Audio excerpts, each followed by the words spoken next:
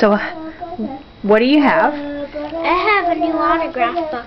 Yeah. And you like it? Yeah. What do you like about it? Well, it has these thingies. The ribbons?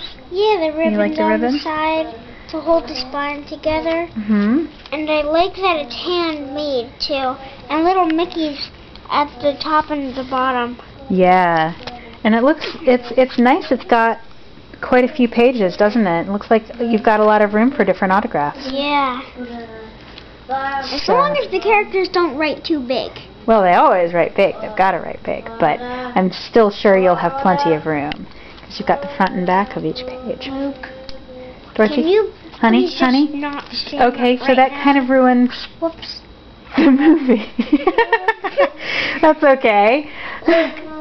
Luke. Honey, can you tell him that later? So anyway,